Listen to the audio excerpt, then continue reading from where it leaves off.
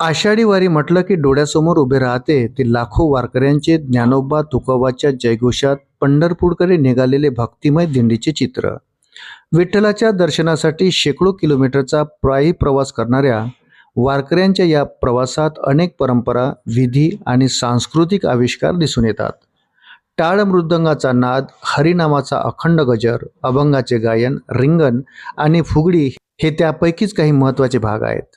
विशेषतः महिलांनी हातात हात घालून गोलाकार फिरत खेळलेली फुगडी ही वारीची एक अविभाज्य सांस्कृतिक आणि आध्यात्मिक वैशिष्ट्य मानले जाते.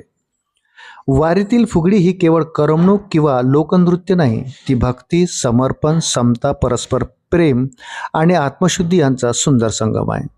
फुगडी खेळल्यानंतर वारकरी एकमेकांच्या पाया पडतात. ही परंपरा देखील तितकीच अर्थपूर्ण आहे. या दोन्ही कृतीमध्ये वारकरी संप्रदायाचे तत्वज्ञान दडलेले आहे.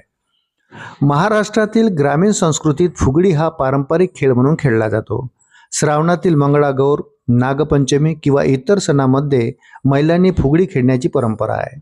पण वारीतील फुगडीला एक वेगळाच आध्यात्मिक अर्थ प्राप्त झाला आहे. पंढरपूरच्या वारीत मुक्कामाच्या ठिकाणी किंवा विश्रांतीच्या वेळी महिला वारकरी एकमेकीचे हात घट्ट धरून गोलाकार फिरतात.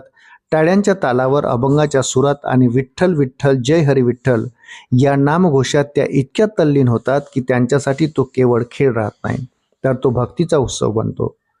फुगडीतील प्रत्येक गिरकी म्हणजे विठ्ठलाच्या चरणी अर्पण केलेली एक भक्तिपुष्प असते. वारकरी संप्रदायातील संतांनी वारंवार मीपणा सोडण्याचा उपदेश केला आहे. संत तुकाराम महाराज म्हणतात की देवापर्यंत पोचायचे असेल तर अहंकाराचा त्याग करणे आवश्यक आहे. याच भावनेतून फुगडी घाली मीपणाची ही संकल्पना उदयास आली. फुगडी खेळताना प्रत्येक वारकरी स्वतःला विसरतो. कोण मोठा, कोण लहान, कोण श्रीमंत, कोण गरीब याचा विचार राहत नाही. सर्वजण एकाच तालात, एकाच लयीत आणि एकाच भक्तिभावाने विठ्ठलाचे नाम घेत फिरतात. हा क्षण माणसाला स्वतःच्या अहंकारापासून मुक्त करतो. वारकरी संप्रदायाची सर्वात मोठी ओळख म्हणजे समता.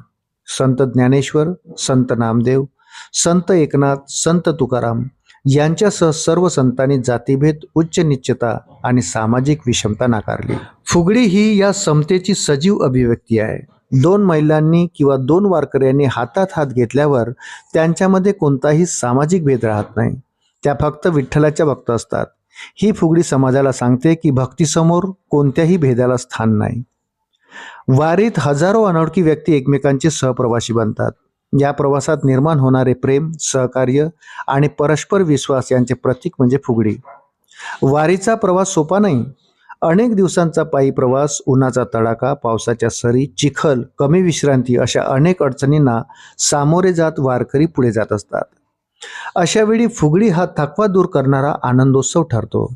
हातात हात घेऊन टाळ्यांच्या नादावर विठ्ठलांच्या नामात तल्लीत होऊन फिरताना शरीराचा आणि मनाचा थकवा दूर होतो. भक्तीचा आनंद नवचैतन्य निर्माण करतो आणि पुढील प्रवासासाठी नवी ऊर्जा मिळते. फुगडीचा शारीरिक दृष्टिकोनातूनही विचार केला तर तिचे अनेक फायदे दिसून येतात.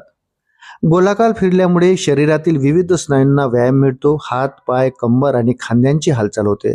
रक्ताभिसरण सुधारते. शरीरातील ताठरपणा कमी होतो आणि पायी चालल्यामुळे आलेल्या स्नायूंचा ताण हलका होतो. पारंपरिक लोकपद्धतीत लोककला आणि आरोग्य यांचा सुंदर मेळ घालण्यात आला होता. फुगडी हे त्याचे उत्तम उदाहरण आहे. वारकरी संप्रदायात प्रत्येक कृती ही विठ्ठल भक्तीशी जोडलेली आहे. फुगडी खेळताना अभंग गायले जातात, टाळ्यांचा नाद घुमतो आणि प्रत्येक गिरकीसोबत विठ्ठलाचे नाव घेतले जाते. नामस्मरणामुळे मनातील नकारात्मक विचार दूर होतात, भक्तीचा आनंद वाढतो आणि सामूहिक नामगजरामुळे एक वेगळेच आध्यात्मिक वातावरण निर्माण होते. त्यामुळे फुगडी हा केवळ खेळ राहत नाही, तो भक्तीचा साक्षात अनुभव बनतो.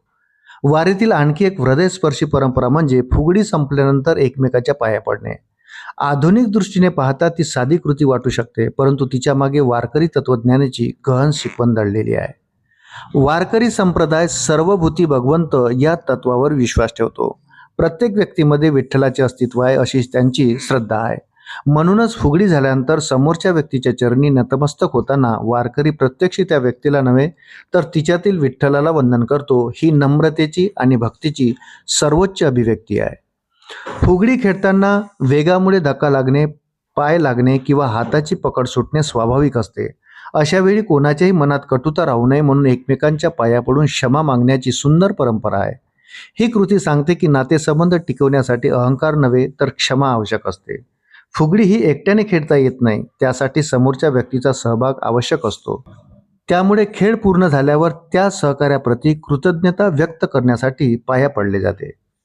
पंढरपूरच्या वारीतील फुगडी ही महाराष्ट्राच्या परंपरेतील एक अमूल्य सांस्कृतिक ठेवा आहे. ती शरीराला ऊर्जा देणारी, मनाला आनंद देणारी आणि आत्म्याला विठ्ठल भक्तीत रमवणारी परंपरा आहे. फुगडीनंतर एकमेकाच्या पाया पडण्याची प्रथा नम्रता, क्षमाशीलता, समता आणि सर्वभूती भगवंत या वारकरी तत्वज्ञानाला जिवंत ठेवते. वारीचा खरा संदेश केवळ पंढरपूर गाठण्यात नाही, तर मनातील अहंकार सोडून प्रेम, समता आणि भक्तीचा स्वीकार करण्यात आहे. मित्रांनो, व्हिडिओ जर आवडला असेल तर व्हिडिओला लाईक करा आणि आपण जर माझ्या चॅनलवर प्रथमच भेट देत असाल तर कृपया चॅनलला सबस्क्राईब करायला विसरू नका. भेटूया पुन्हा अशाच महत्त्वपूर्ण माहितीसोबत. तोपर्यंत धन्यवाद.